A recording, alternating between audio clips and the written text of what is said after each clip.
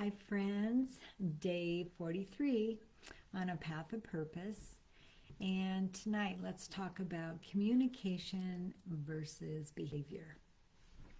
So, have you ever heard anyone say, whether it's about a child or an adult, oh, they're just having a behavior? Well, I don't like the negative connotation that the word behavior carries, especially in the field of intellectual and developmental disability. It's not uncommon for me to read caregivers' documentation that says, oh, Shar was having a temper tantrum and having a behavior tonight because she didn't have any ice cream to eat, right? And so one thing I've trained as the DD nurse and caregivers is that behavior isn't negative or positive. So let's look at, I looked up the word behavior.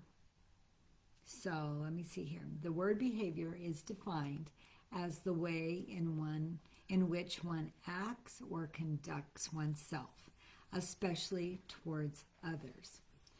So we can have positive behavior, right? Smile, kindness, hugs, right? And we can have negative behavior, yelling, screaming, hitting, spitting, right? So oftentimes when I read the documentation and it says they were having a behavior, there's typically negative actions taking place for that behavior. And so what I've tried to teach staff and remind myself is, what are they trying to communicate by their actions? So this is something I'm thinking about tonight, I'll tell you. Because the problem is, they're trying to communicate with us in their own language. Many times, individuals I support, they are nonverbal. And so their form of communication isn't the same as mine. So they can't tell me how they're feeling. This just happened the other day. Someone was crying and very upset, and it didn't matter what I said. It just wasn't helping. And so what I realized as I started supporting the person and helping them calm down, I asked questions. And I realized that the person couldn't tell me how they were feeling. Because really what we came down to as I asked questions is they were feeling sad. They were feeling angry. They were feeling abandoned. And so once we were able to process that and work through that, the person was able to calm down, and we were able to talk about the other side of the circumstances, right? But in their eyes, they could only see it from their opinion. They couldn't see it from the other person's opinion. And that's what happens in our communication, even as someone who doesn't have an intellectual developmental disability. We don't recognize or take the time to think about what another person is communicating. And so, because, if it was me, you would say, oh, well, Shar should know better. Shar shouldn't be acting like that. Shar shouldn't be having a temper tantrum, right? And so we label those behaviors instead of stopping and asking questions. So I need to understand what am I communicating through my actions, right? Are my actions negative or positive? Am I approachable? Am I a safe place for someone to come and talk to? Um, so I need to be considering others more important than myself. I need to be asking questions even if I think that they should know better. Um, I've fallen short in this many times. Instead of stepping in to the relationship and closer, I step back and I see their communication as rejection and telling me to stay away.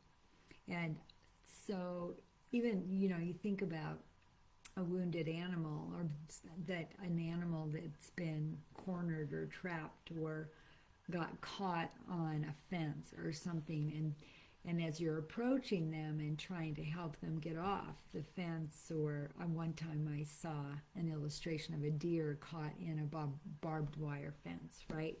And the person is just trying to get them out of this fence, and the closer the person got, the more they would dart out at them. And I think that's what happens in relationships too, is the closer we get and the more we try to help them, the more they dart out and communicate rejection. And I've fallen short in this.